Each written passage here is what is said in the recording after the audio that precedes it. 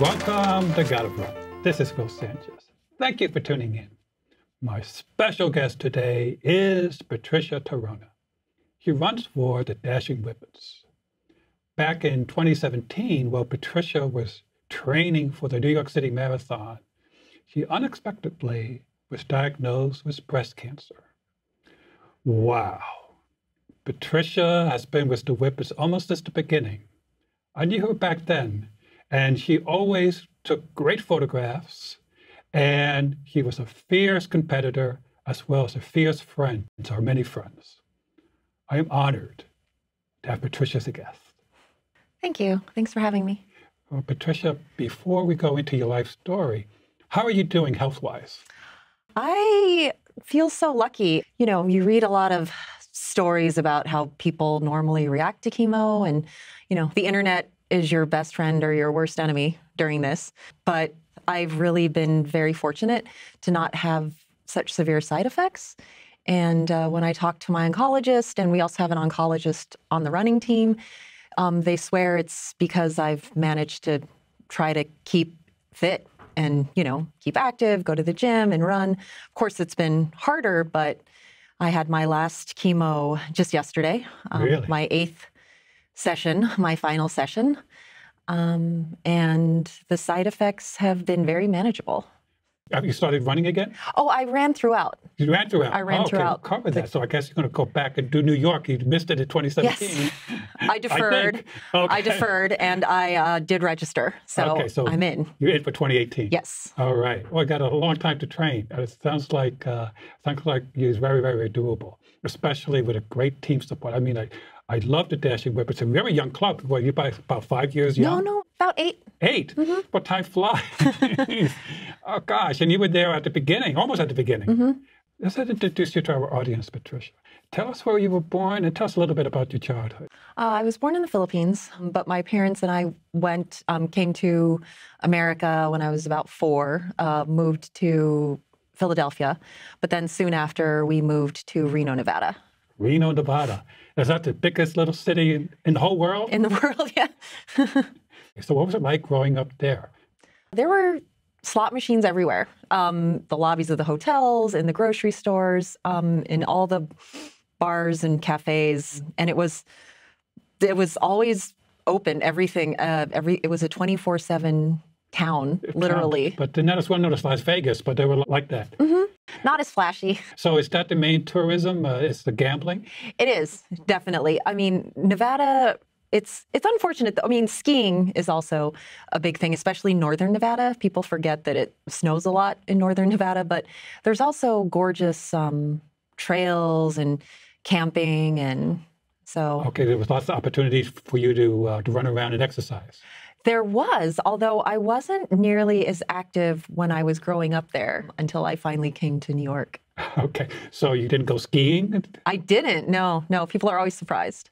Okay. Was there a reason for that? Yeah, my mom was paranoid. She worked at a hospital, and she was very overprotective. She just didn't let me do anything like that. I guess you saw one too many, 2 accidents. I guess so, yeah. Oh, he was a doctor or a nurse? No, a phlebotomist. They draw blood. Oh, I love that word. You never guessed what it was. So you came to New York for a reason. For art, I actually started off at the University of Washington to get a painting degree, my BFA, and then I transferred to School of Visual Arts and finished here because I thought I want to be in New York for the arts. So what attracted you to the arts? I guess it was in high school. I had a really great art teacher back in the day, and drawing was so fun, and I felt like I took to it. I loved the process, and I loved, you know, charcoal, doing drawings of faces especially. And then I just thought, well, this is what I want to do. Okay, you came to New York, but your career took a certain turn because I noticed you're very much now into physical fitness, running gyms. I did do that for a bit, but now I am back. I'm an operations manager, and but I do actually get to dabble in the arts because what I'm doing is I help design awards. So, what kind of awards? They're actually corporate awards. So we work mostly with investment bankers, and when they close deals, they create commemoratives for each closed deal, and I help design those. Oh, very cool. So you back to your artistic leaning because, you know, you need a good eye to determine what looks nice design. and attractive. And of course, they want it to be unique. They don't want it to look like somebody else's. Oh, that's very cool. You have the freedom to do many things, to lead many lives. So that's great. That's the great thing about New York, I guess. Okay. All right. So here you are in New York. What was your first job experience? I actually worked as, during college to make money, I worked at a frame shop. Custom frame shop. So I would help. Picture frames. I was thinking glasses. No, sorry, picture frames. And I would, you know, people would bring in their artwork and I would help design the frame, the mat, the frame. And then I also learned how to build frames and put the frames together for them. So you do it yourself, or in terms of, you're good with your hands? I love it. Yeah, I love that so much. It was actually one of the best jobs I'd ever had. Oh, okay. It was a lot of fun. My wife and I, we go to Michael's for our frames. They're expensive. It's expensive. Custom framing is very expensive, but a lot of work goes into it. Okay. What was your physical activity at that time? I had always been into the gym. I have asthma. So I hadn't started running for a while, though. I'd always been into the gym, into lifting, elliptical. But then suddenly I wanted more of a competitive challenge. And at the time I was going to the gym, there wasn't CrossFit.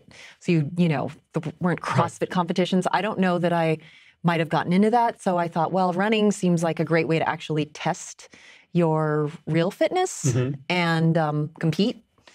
And so I just decided to try to run a mile, and it was really tough with the asthma. I could run a mile, but then I'd have to stop, and then gradually my runs just got longer and longer. Okay. But at some point, you discovered the Dashing Whippets, or the Whippets discovered you. Tell us about that. Initially, I did try different clubs. I can't even remember now. I mean, there were a few, but I didn't bond with anyone, really. There weren't warm introductions or anything, but that changed when I met the Whippets. We used to meet up by, I guess, Central Park East, and we had gone out to eat after, and you get to know a club, you form bonds, and then I'd just seen the club grow from there. Okay. Started by two guys, Matt, Wong, and Rich. Rich, okay. And it's grown. I mean, that was what, almost 8 years ago, you said? That's amazing. One of my first guests from the Dashing Whippets was Elizabeth Mawalu. And she's great. And you guys hang around together a lot. We do. So you've been there almost 8 years. So what keeps you there? Again, I think it's just making friends. And as the team evolved, we got so much more sophisticated with providing training plans and providing so many different group runs. We got big enough to splinter into a Brooklyn group and a Manhattan group. Which was tough at the beginning because I think we struggled maybe a little bit to relive the closeness that we initially had which is easier when you're localized in one area. But now we have Whippets that live in so many different places, even New Jersey, Staten Island, Bronx. And I think you got a famous one that lives in Europe that comes in every summer. I forget his name. Yerky. Yes. And you have a Boston contingent too. We do. Yeah, that's recent. I think almost 2 years. Okay.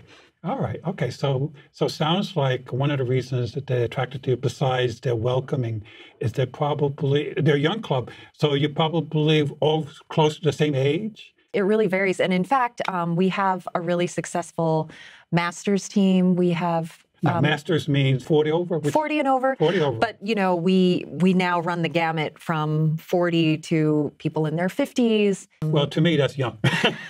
It's all relative. And then we'll get people straight out of college. So it's actually a really huge age range. Yes. How many members at this point? We have around 500 dues-paying members, and it feels very active because I know we had around 230 people finish the New York City Marathon. Oh my gosh, almost half the company did the marathon. And that doesn't, and there's so many people that don't run the marathon. So, okay. Your club is very interesting. You do all sorts of charity work. In fact, I love the one where you collected shoes, brand new shoes for the kids, I guess, in conjunction with Roadrunners, Simon Durkin. As you know, Simon was Team for Kids. So he loves kids who work and playing with them and training them. He was one of my early guests with Simon, and he was promoting both Team for Kids and and of course the Whippets.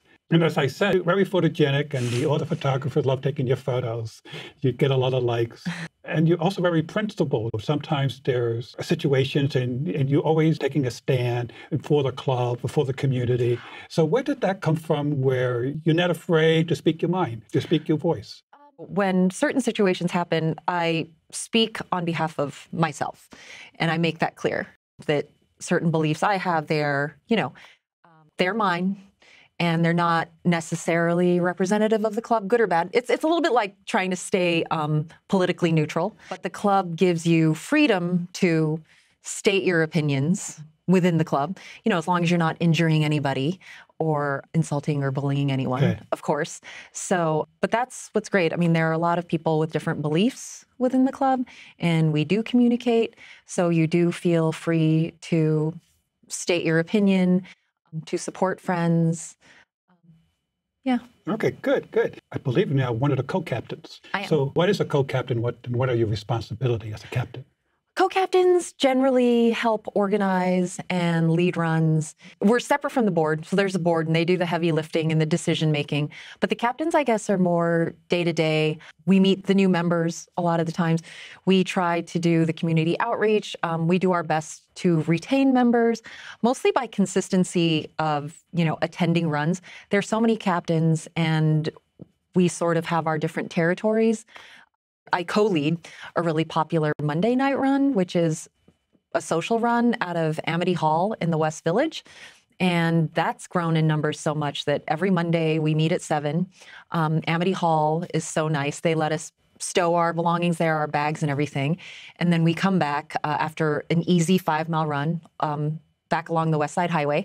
And then they, extend happy hour for us. They take reservations. They always save tables for us. That's great. Yeah, they're great. They love having us there. They became an official team sponsor. Oh, cool. Which is wonderful. Sometimes the runs get as many as 35 people, especially in the summer. Oh, of course. Everyone wants to. That's one of many co-captains. Who's the other one? Oh, there are a lot. Oh, there are a lot, yes. Okay, do you have a favorite one? No. These are all your favorites. Yes. Some of the photos, you're in the bar and you're cheering the San Antonio Spurs. So how did your love for the Spurs come about? I have always liked basketball, but then I met someone, still a very close friend, and he was from Texas. He was from San Antonio, huge Spurs fan. And he just, they're quoted as having the beautiful game because they're very generous. They pass the ball a lot and introduced me to one of my now favorite athletes, Tim Duncan, who... The basketball player. Yeah, he's just one of the most generous athletes and seemingly kind men.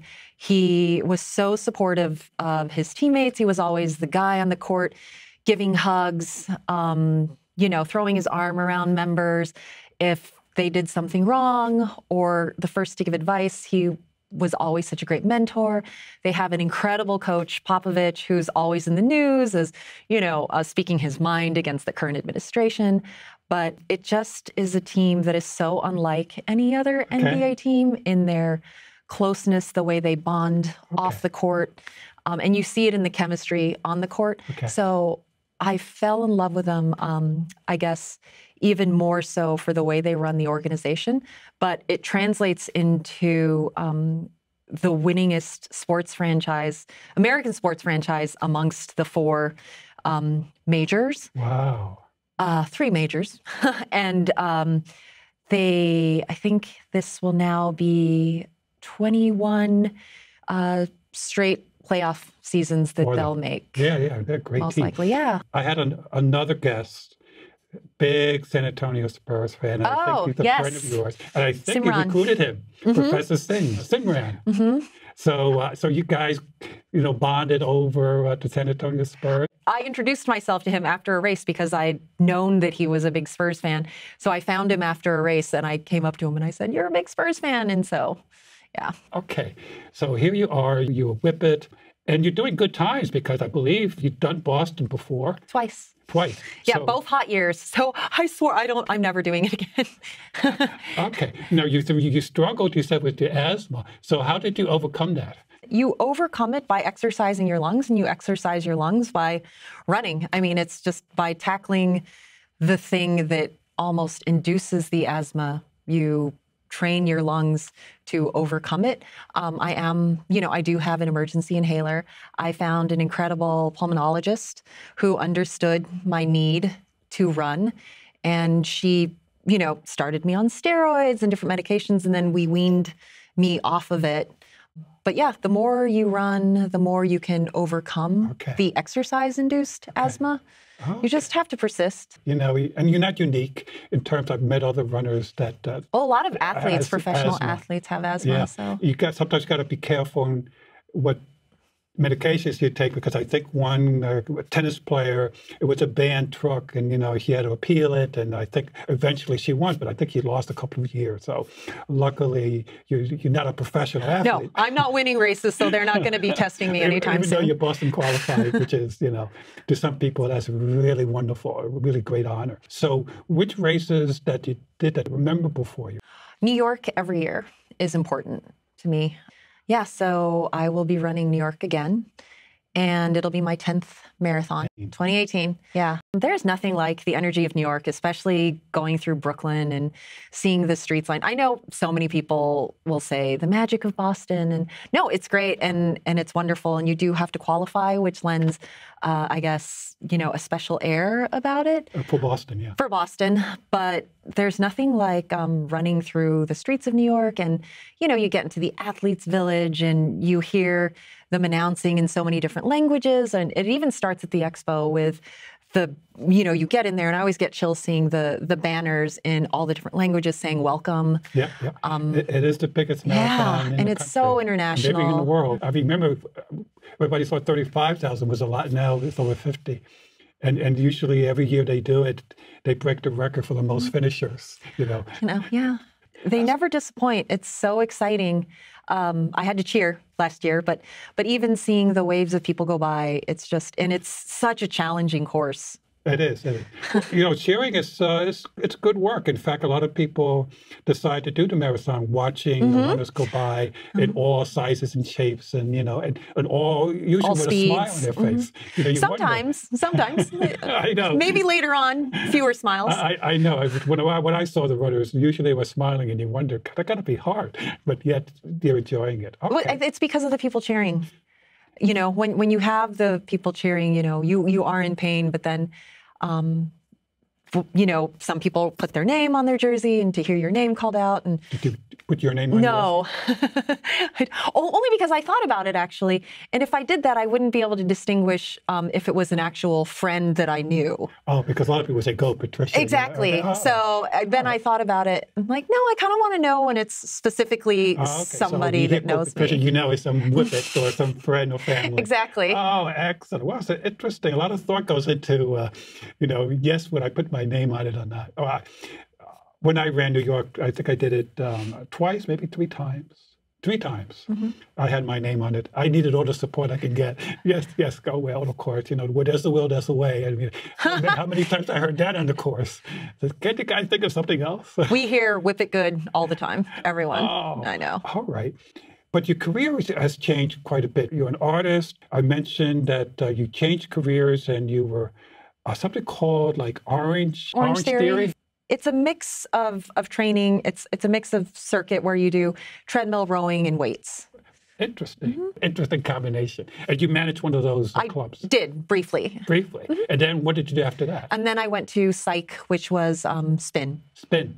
Oh, it's like a Soul Cycle, but a different brand. Do you bike? No. Are you a swimmer? Not a good one. Not a good one. So triathlon's not in your future? No. Okay. All right. So here you are. You're doing very well. You got into the physical fitness world for a while, and then you decided to switch into your current career as an operations manager, did you say? It's sort of a jack of all trades, operations as well as a sales manager, but my favorite role is as a designer as well. You mentioned that. Okay, so 2017 was going to be another year where we're going to run a New York City Marathon. Then what happened? I found a lump, and I went to the gynecologist, and she immediately sent me to get a mammogram, which confirmed that there was a mass. So then on to the biopsy, and which confirmed for sure that it was cancer. I did the test for the BRCA gene, didn't have it, so I had a choice. Did just the left mastectomy. Had the surgery in September with a partial reconstruction. Ran a personal worst at the Staten Island half about a month later. My gosh, you ran a month later? Did the doctors approve of that? Mm-hmm. I started running, I guess, maybe 2.5, 3 weeks after the surgery. Okay. And then... Well, that's amazing. That sounds amazing. Most guys would be, if they had that kind of surgery, they'd be out for a couple of years. I would, but anyway. That's amazing. But, you don't look like you fit the profile of breast cancer because the risk factors are, do you smoke? Are you overweight? Do you have a family history? No. Was your diet terrible? No, but 1 in 8 women get breast cancer. So there are, obviously there are lifestyle choices that can increase the odds, but not necessarily. Not necessarily. So you're probably on the low end of getting it because of all the good factors. So I guess that it is anybody can catch it. It doesn't discriminate between the healthy and the people that eat poorly, don't exercise. But all those factors enabled me to weather the treatment, I think, more successfully with fewer side effects because of my health. Okay. All right, because you said you were able to run the half a few months later. But I wasn't doing chemo then. Chemo didn't start until after the Staten Island half. So it started in October. Yesterday was your last. So you probably yesterday was my very, very last session. Okay. So I guess after you do chemo, I read the symptoms the next day or the next few days, you're really puking or really feel nauseous. I never had nausea. I never ever had nausea. And I'd read that there were even more side effects if you took the pill that prevented nausea. So I took the pill only one time, which was the day of chemo, and I refused to take it after. And I just hydrated a lot. Everything that they told you to do, I did. I tried to stay as active as possible. If I couldn't go to the gym, I was able to run. Obviously, my mileage went way down. But I still managed to do elliptical, and even just walking and moving really lessened the side effects. And I can't stress that enough. People have to stay moving. Okay. And in fact, found a Facebook group that's been very supportive, of other women that are active. Actually, that was the best find because I belong to 2 Facebook groups, and one did not focus on physical activity, and the other one did. And the one that did focus on physical activity, there was very little complaining about the actual side effects, and there was, a lot more gym selfies, and it was really positive in terms of, I felt great, and these are my suggestions. It was almost like being in another running group, Facebook group. Oh, cool. You probably met some of them. I haven't, because a lot of it's all over. It's all over the world. Yeah, it's all over the world, actually. But I befriended some. Some are even going to, I think, run their first races this year. I told them I would help them out with a training plan. Oh, excellent. It was a very supportive group, right up my alley. Where exercise is the common theme. Exercise was definitely the common theme. They shared so much good advice. It was all the same advice you get when you first tell somebody you're going to run a marathon. You get with this group when you tell them what stage you're at. And, for this group, just getting through chemo, that was like setting a really low bar. The high bar was, how to train for someone who knows how to keep going to the gym, how to keep active and really active, not just regular walking. Yeah. That's amazing. This is so good to have. This is the good thing about Facebook. In the news about the terrible things that happens, but there are good things, and you don't hear it as often, that there's a supportive group. And it's such a myth, too. I've even talked to other doctors, not oncologists, not in the cancer field, and they're surprised that, you can actually exercise during chemo. And it's like it's just a best kept secret that shouldn't be kept secret, that you should absolutely stay active during chemo. People don't know that. Eat ice cream instead, but instead you go out and run. It's all relative. It's relative to the activity level you had going in. So it's not like I would tell somebody who'd never run before, well, start running when you're on chemo. But if you were used to, walking to the store, don't stop walking to the store when you're on chemo. Don't become an invalid. That's right. And I know it sounds really counterintuitive because the effects can make you feel really bad, and you should rest when you want to rest. But The more you do try to walk and, even get up and cook, or I think one woman in another group said that getting up and gardening out in the sun, made her feel better. So it's not necessarily about doing something really rigorous, but to maintain whatever activity level you had prior, to try to do as much of that. Excellent advice. It's good to hear. Well, thank you so much for coming in and sharing these wonderful tips and stories, and we wish you continued success and a Boston qualifier in 2018. I'm not going to run Boston again, but I'd like to at least beat my PR. Well, if you beat your PR, you probably beat Boston qualified. Yes. Okay. A pleasure. Thank you.